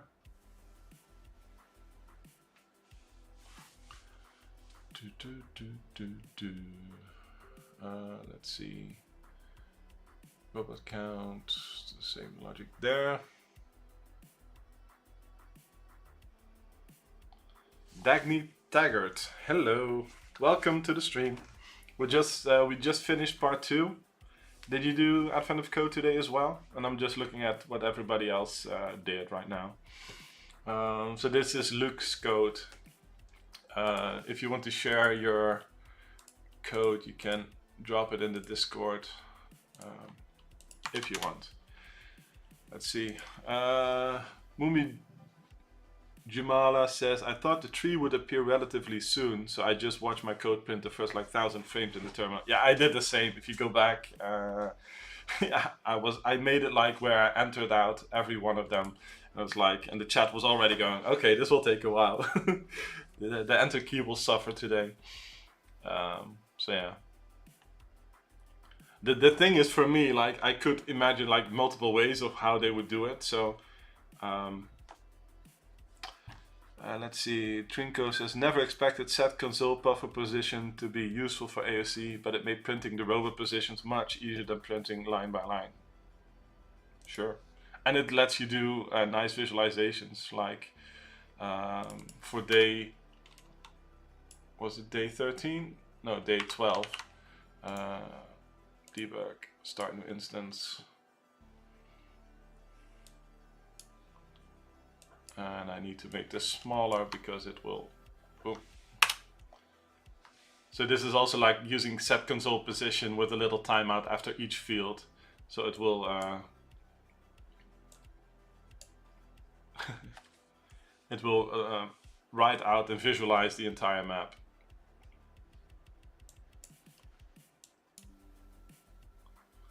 That also uses the set console position. But we were looking at somebody else's code. Sorry for all the, the detours. Let's see. So P2.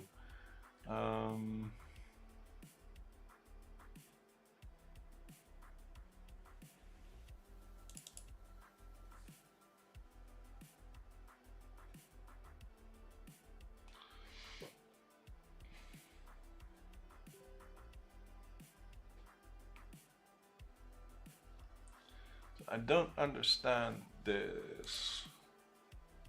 Let's see. Max X at max Y. Okay.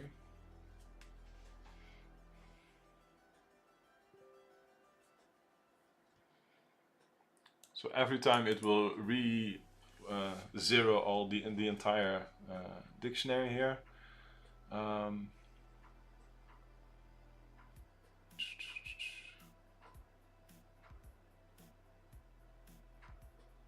Robot count all. Okay. So yeah, this is all the unique steps. So you will keep doing this until you find some. So this is the same, well, approach that wouldn't work for my input, but the same that Amarte did. That you try to do this until there is no duplicate robots. So yeah. You guys got lucky.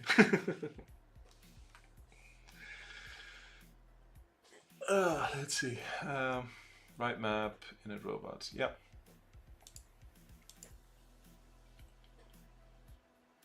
Let's look at the visualization here.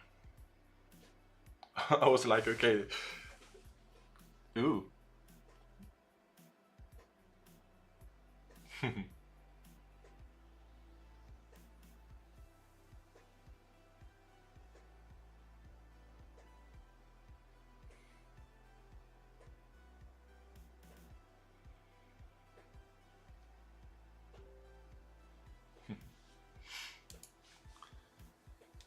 Or maybe your duplication check was faulty. No, it's not.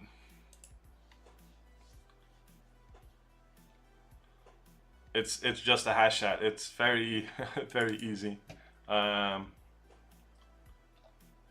So let me just go back to the code for today, and I can show you.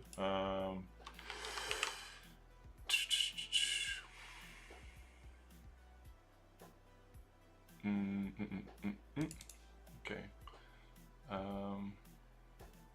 For part 2, let's see.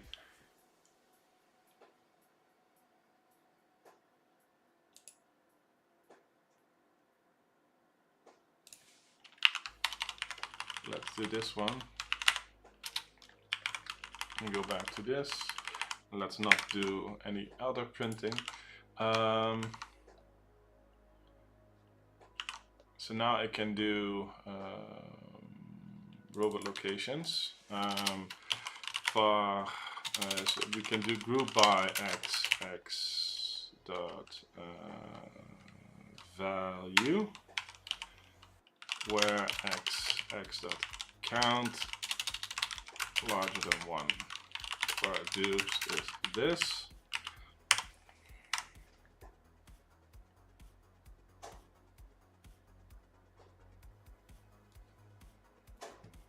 And this is the slow version.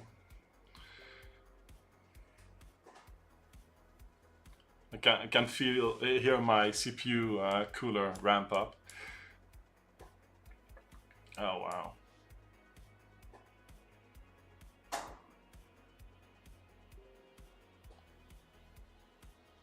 Okay.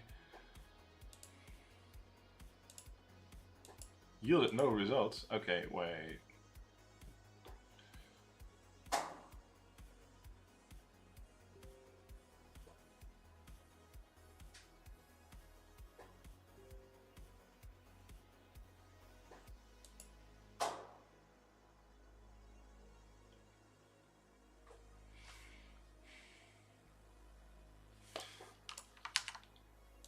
Okay, maybe I did make a mistake. Let's see.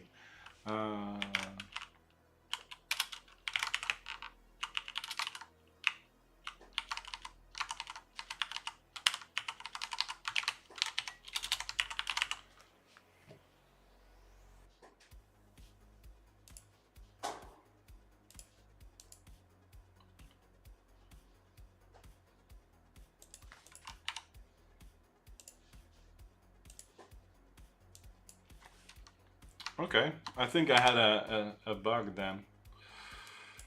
That's weird. Because now the first iteration is always also this. So yeah, I should eat my words. For some reason, I think I had a... I should probably go back to the VOD and see what I was doing there. Because I clearly remember having a very big number when I did this check. Ah, you know what it is? It was probably because I didn't do this one. See, if I now remove this, we probably get that big number again.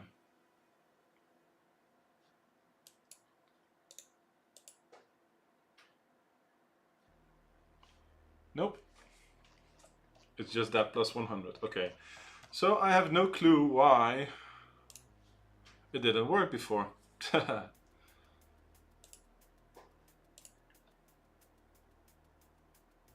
I need to go back to the VOD to see what I did there and why that didn't work, because okay. So I can just do this. Make sure that the unique locations matches up with the robot count, and then we have our path. Okay. Because that was the first thing I did. Wasn't my idea though. I saw somebody talk about it. I was like, hey, that makes sense. Curious. So yeah, I eat my words. You guys were wrong. Right, I was wrong. Marta says you got lucky with the input as well. Maybe we all have. Yeah. Oh, what is this? What is this? That is funny. I like this.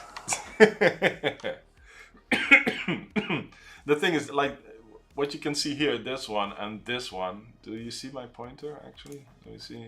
Yeah. These are what I would notice. Like, there's sometimes you can see these patterns forming after like 10 or 20 frames.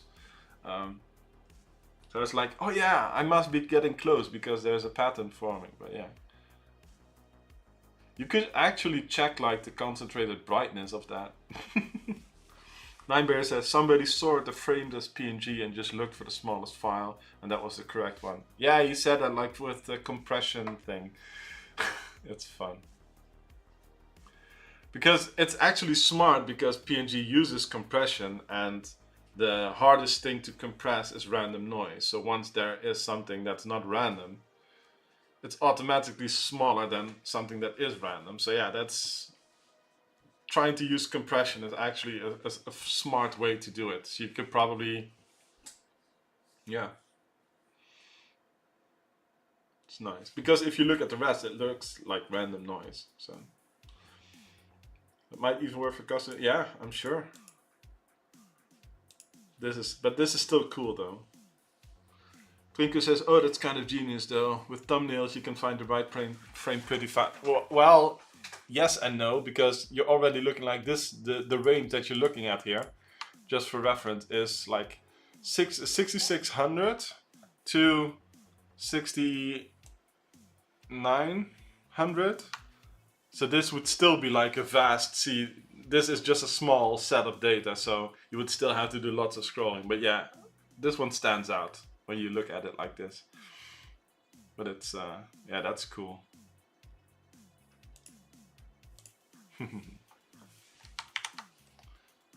I like.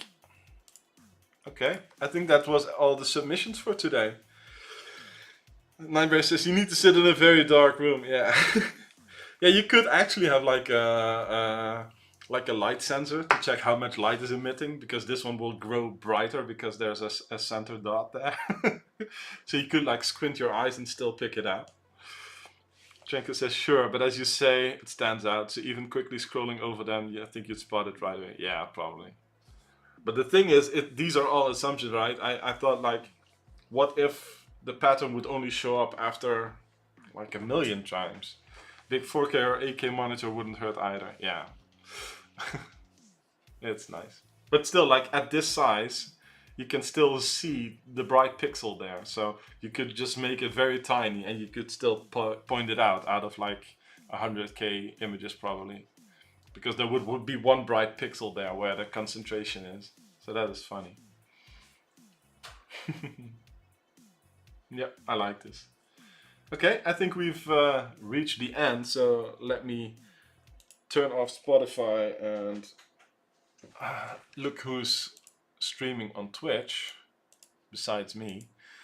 Am I the only advent of code one right now? Wow.